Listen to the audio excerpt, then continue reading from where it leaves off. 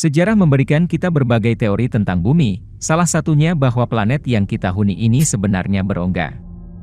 Tak sampai di sana, beberapa orang meyakini bahwa rongga tersebut dihuni oleh manusia dan hewan. Walaupun fakta-fakta ilmiah modern tak mendukung teori yang menyebut bahwa bumi merupakan planet berongga, namun banyaknya laporan ini akan membuat kita berpikir keras, apakah mereka semua berbohong?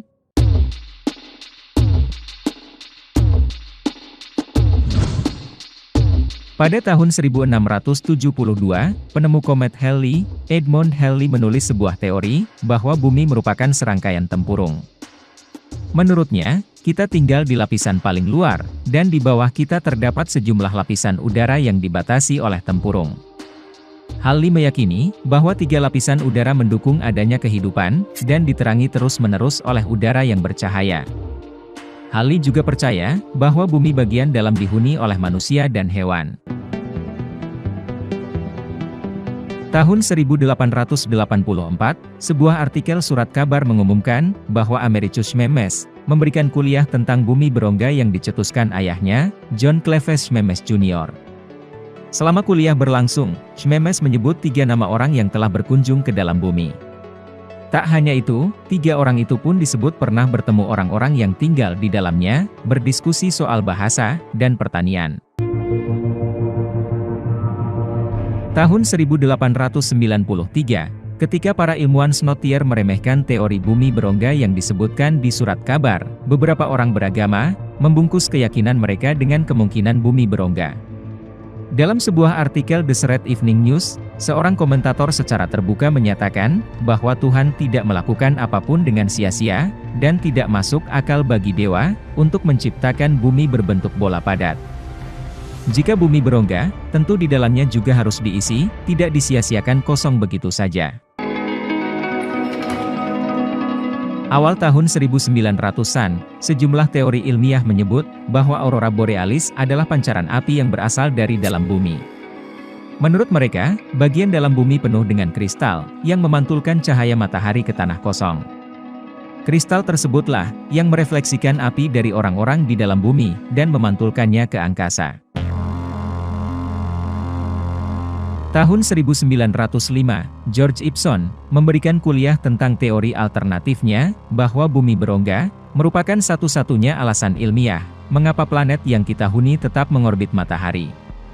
Ibsen menyebut, jika bumi tak berongga, maka planet yang kita huni itu tak dapat mempertahankan posisi di angkasa luar, yang disebutnya sangat ringan. Tahun 1906, melalui surat kabar The Sunday Times, penulis William Reed mengklaim bahwa bumi berongga, dan percaya bahwa gunung es berasal dari dalam bumi. Menurutnya, gunung es dibentuk di dalam bumi, lalu keluar melalui lubang di kutub, dan kemudian muncul di laut. Masih di tahun 1906, William Reed menerbitkan buku berjudul Hantu Kutub. Dalam buku tersebut, ia mengungkap sejumlah hal yang ia yakini sebagai bukti nyata bahwa bumi berongga di dalamnya. Dalam sebuah wawancara surat kabar, Reed mengatakan bahwa teori bumi berongga merupakan cara alami untuk menjelaskan mengapa bumi berbentuk datar di daerah kutub. Dia percaya bahwa lubang mengalir jelas melalui kutub, sinar matahari telah melewati lubang, lalu muncul di tengah gunung es dan salju, kemudian menerangi mereka yang ada di dalamnya seperti permata kristal hidup. Tahun 1908, surat kabar di seluruh dunia membahas soal bumi berongga. Menurut Dr. Cyrus R. Theet, selama ini, kita tidak tinggal di permukaan bumi. Namun sebenarnya, kita tinggal di dalamnya, dan bentuk bumi, seperti sel.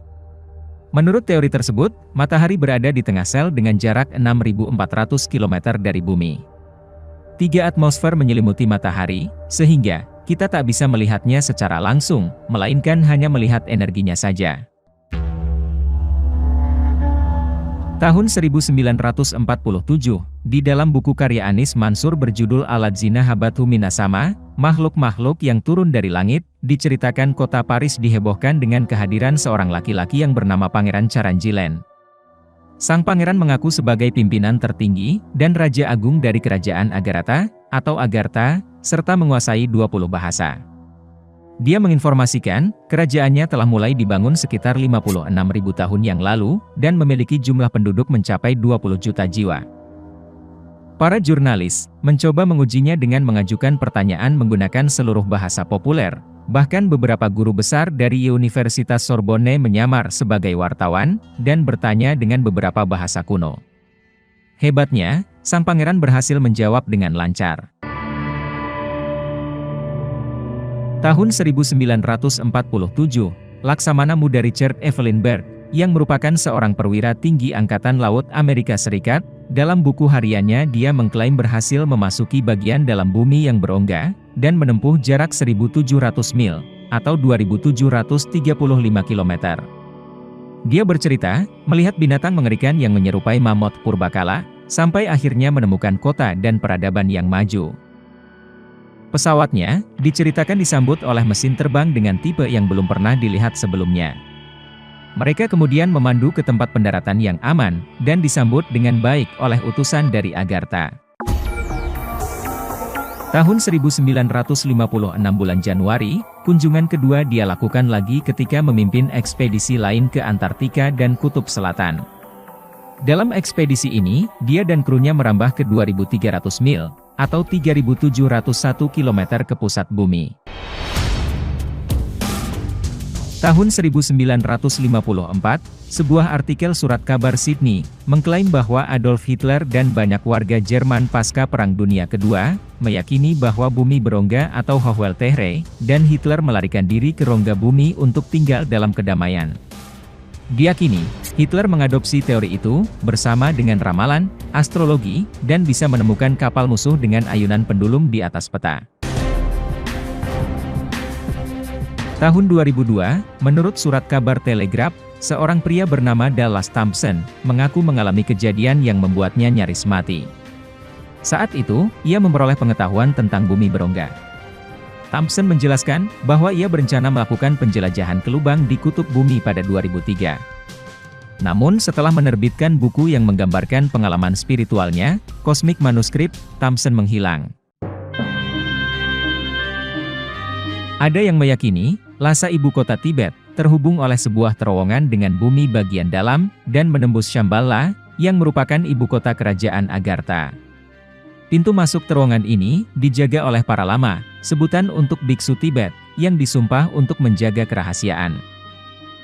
Penganut teori bumi berongga percaya, terowongan serupa menghubungkan ruang-ruang rahasia di dasar piramida agung di Giza. Mereka juga menghubungkan keberadaan Agartha dengan epos India. Menurut mereka, Ramayana menggambarkan Rama sebagai utusan dari Agartha yang tiba di sebuah kendaraan udara. Selanjutnya, kita bahas bumi berongga ini dari kitab-kitab suci dan berbagai catatan di wilayah Nusantara.